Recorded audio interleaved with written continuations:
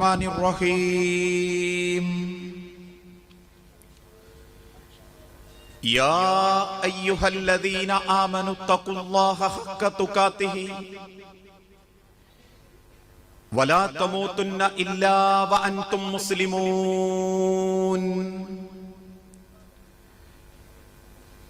يا أيها الناس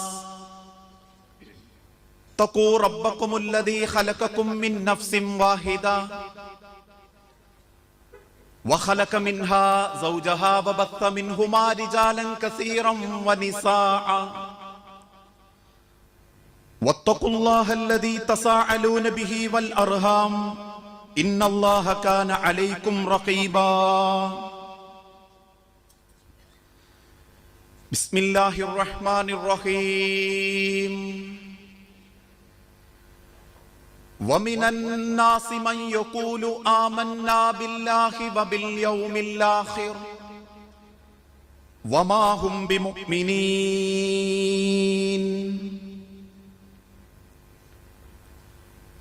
ربي اشرح لي صدري ويسر لي أمري.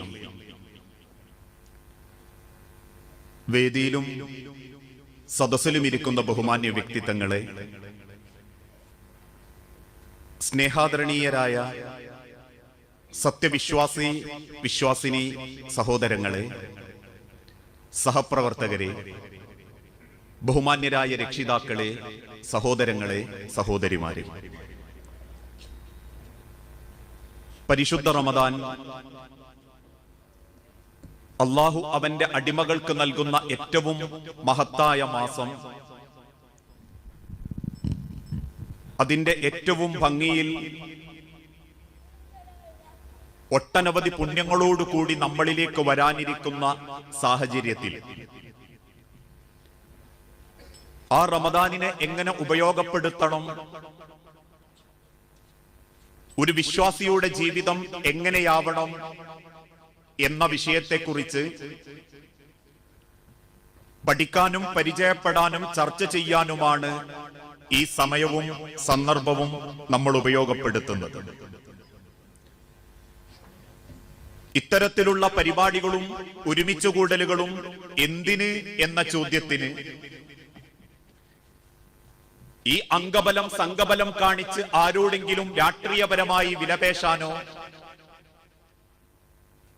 അതല്ലെങ്കിൽ സമുദായത്തിന്റെ പ്രധാനപ്പെട്ട വിഭാഗം ഞങ്ങളാണ് എന്ന് മറ്റൊരാളെ ബോധ്യപ്പെടുത്താനോ അല്ല ഒരു കാലഘട്ടത്തിലും മുജാഹിദ് പ്രസ്ഥാനം ഇത്തരത്തിലുള്ള പരിപാടികൾ സംഘടിപ്പിക്കാറുള്ളത്.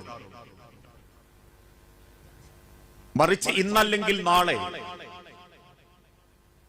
ലോകത്ത് അള്ളാഹുവിനല്ലാത്ത ഒരു ശക്തിക്കും തടയാനാവാത്ത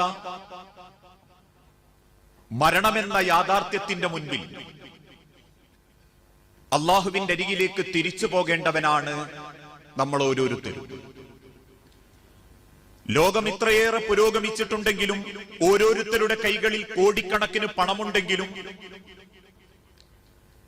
1000 സ്വപ്നങ്ങൾ മനസ്സിൽ കൊണ്ട് നടക്കുന്നവരാണ് നമ്മളെങ്കിലും റബ്ബ് നിശ്ചയിച്ച സമയം ഒരു സെക്കൻഡ് മുന്നോട്ടോ ഒരു സെക്കൻഡ് നേരത്തെയോ ആക്കാനോ മാറ്റാനോ സാധിക്കാത്തവരാണ് നമ്മളിൽ ഓരോരുത്തരും. അതാണ് അല്ലാഹു തആല വിശുദ്ധ ഖുർആനിലൂടെ പഠിപ്പിക്കുന്നതും. മിൻഹാ ഖലഖനാകും വഫീഹാ നുഈദുകും വമിൻഹാ നുഖ്രിജുകും താറത്തൻ നുഖ്റാ. മിൻഹാ ഖലഖനാകും, നിങ്ങളെ ഞാൻ ആ മണ്ണിൽ നിന്നാണ് കൊണ്ടുവന്നതെങ്കിൽ, വഫീഹാ നുഈദുകും, അതേ മണ്ണിലേക്ക് നിങ്ങളെ ഞാൻ തിരിച്ചു കൊണ്ടുപോകും. എത്രയൊക്കെ ലോകം വെട്ടിപ്പിടിച്ചാലും 1000 സ്വപ്നങ്ങൾ മനസ്സിൽ കൊണ്ടു നടന്നാലും എന്നെ തൊടാൻ ഒരു ശക്തിക്കും സാധ്യമല്ല എന്ന് ആരുടെ മുൻപിൽ വെല്ലുവിളിച്ചാലും വഫീഹാ നുഈദുകും, നിങ്ങൾ വന്ന മണ്ണിലേക്ക് അല്ലാഹു തആല നിങ്ങളെ കൊണ്ടുപോകും. ആ മരണം എന്നെയും നിങ്ങളെയും കാത്തിരിക്കുന്നുണ്ട്. ജീവിതത്തിൽ എപ്പോഴെങ്കിലും നമ്മൾ സ്വന്തം മരണത്തെപ്പറ്റി ചിന്തിച്ചു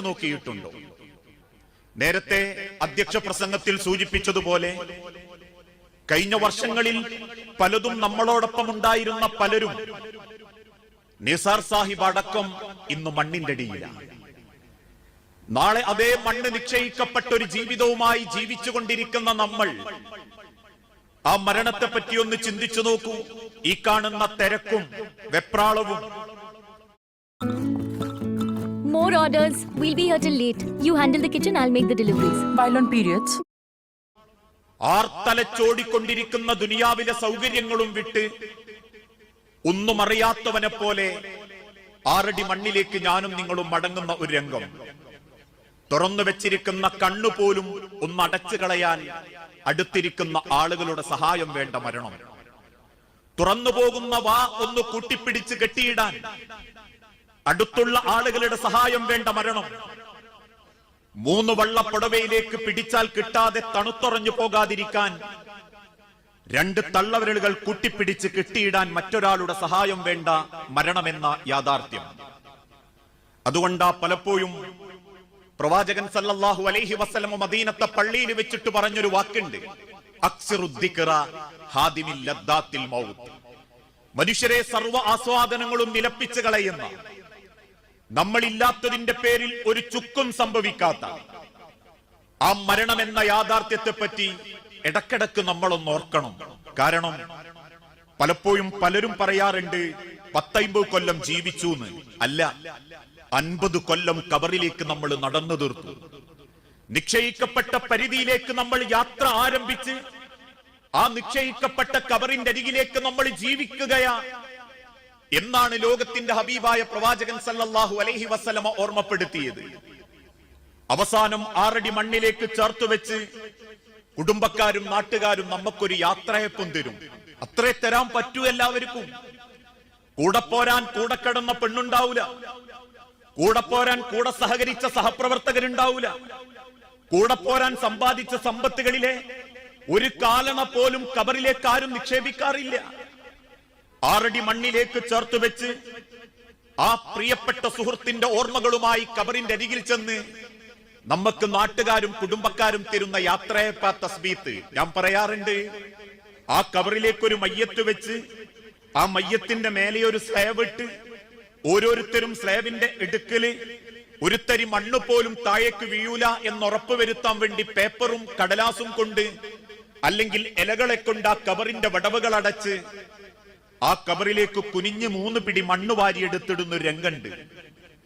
3-ാമത്തെ പിടി മണ്ണും ആ കബറും പുറത്തേക്ക് വീഴുമ്പോ ഒരു ഭാഗത്തുനിന്ന് ഒരാൾ ചൊല്ലിത്തുടങ്ങിയിട്ടുണ്ടാകും, അല്ലാഹുമ്മ സബ്ബിതുഹു ഇൻദ സുആൽ, അല്ലാഹുമ്മ അൽഹിംഹുൽ ജവാബ്, അല്ലാഹുമ്മ ജാഫിൽ ഖബ്റ അൻ ജംബൈ, അല്ലാഹുമ്മ ഇഗ്ഫിർ ലഹു വർഹംഹു, അല്ലാഹുമ്മ ആമിൻഹു മിൻ കുല്ലിൽ ഫസ്, അല്ലാഹുമ്മ അല്ലാഹുവേ സബ്ബിതുഹു ഇൻദ സുആൽ, ഈ ഖബർ കിടക്കുന്നതിന്റെ വാപ്പയാ ഉമ്മയാ, ഇന്നലെ വരെ തോളപ്പിച്ച് മടമ്പപ്പിച്ച് നമസ്കരിച്ചിരുന്ന എന്റെ കൂട്ടുകാരനാ, എനിക്കറിയാവുന്ന എന്റെ പ്രിയപ്പെട്ട സുഹൃത്ത. അതുകൊണ്ട് റബ്ബേ സബ്ബിതുഹു ഇൻദ സുആൽ, ഈ ഖബർ കിടക്കുന്ന എന്റെ സഹോദരന് നിന്റെ മുൻപിൽ ധൈര്യത്തോടെ നിൽക്കാനുള്ള ഒരു കഴിവ് കൊടുക്കണേ നാഥാ. ഇതെന്തുകൊണ്ടാ പറയുന്നതെന്നറിയോ? പണം കൊണ്ടും തറവാടിത്തം കൊണ്ടും ദുനിയാവിലെ വിലയുള്ളൂ. അത്യാവശ്യം പൈസയും പേരുകെട്ട തറവാടുണ്ടെങ്കിൽ ഒരാള് നമ്മളോട് ചോദിക്കുക, എന്തടോന്ന് ചോദിച്ച എന്റെ പണി നോക്കിക്കോന്ന് പറയാനുള്ള ധൈര്യം ദുനിയാവിലേ ഉള്ളൂ. 6 അടി മണ്ണിലേക്ക് ചേർത്ത് വെച്ച കറുത്തോൻ വെളുത്തോൻ പണക്കാരൻ പാമരൻ, വീടുള്ളോൻ വീടില്ലാത്തോൻ, മൂക്ക് നീണ്ടവൻ മൂക്ക് കുറുകിയവൻ എന്ന വ്യത്യാസമൊന്നുമില്ല. അള്ളാന്റെ കണ്ണിൽ ഒരൊറ്റ പേരേ ഉള്ളൂ, മയ്യത്ത്. സൗദി അറേബ്യയിലെ പേരുകെട്ട രാജാവ് മരിച്ചാലും നാട്ടിലുള്ള ഏത് പാമരം മരിച്ചാലും എല്ലാവർക്കും 6 അടി മണ്ണെന്നെ എടുക്കാറുള്ളൂ. അതുകൊണ്ട് തന്നെ സബ്ബിതുഹു ഇൻദ സുആൽ, എന്റെ ചോദ്യത്തിന്റെ മുൻപിൽ നിൽക്കാനുള്ള ഒരു ധൈര്യം ആ കബറാളിക്ക് ഇങ്ങി കൊടുക്കണേ റബ്ബേ. അല്ലാഹുമ്മ അൽഹിംഹുൽ ജവാബ്, പടച്ചോനെ ഇങ്ങി ചോദിക്കുന്ന ചോദ്യം ലേ, ഒരാളെ കബറിലേക്ക് വെച്ച് ആ കബറിന്റെ മേലെ മണ്ണിട്ട് തുടങ്ങുമ്പം ആ അല്ലാഹു തആല നിശ്ചയിക്കുന്ന മലക്കുകള് ആകാശ ലോകത്ത് നിന്നും ഇറങ്ങി വരും. എന്നിട്ട് ആ കബറാളിയെ പതുക്കെ തട്ടി വിളിച്ച് കബറിന്റെ ഭിത്തിയിലേക്ക് ചാരിക്കടത്തും. ചാരിയിരിക്കുന്ന ആ അടിമയോട് ചോദിക്കുന്ന ചില ചോദ്യങ്ങളുണ്ട്. ആ ചോദ്യങ്ങൾ ആരംഭിക്കുന്ന സമയത്ത് ആ കബറിന്റെ മേലെ നിന്ന് നമുക്ക് വേണ്ടി പറയുന്നതും അല്ലാഹുമ്മ അൽഹിംഹുൽ ജവാബ്. പടച്ചോനെ, ആ ചോദ്യത്തിന് ധൈര്യത്തോടെ ഉത്തരം പറയാൻ, ഒരു കെട്ടിക്കുടുക്കലുകളും ഇല്ലാതെ നെഞ്ചും വിരിച്ച് നിന്റെ ചോദ്യങ്ങൾക്ക് ഉത്തരം പറയാനുള്ള ഒരു ശക്തി ആ കബറാളിക്ക് ഇങ്ങി കൊടുക്കണേ റബ്ബേ. അല്ലാഹുമ്മ ജാഫിൽ ഖബ്റ അൻ ജംബി.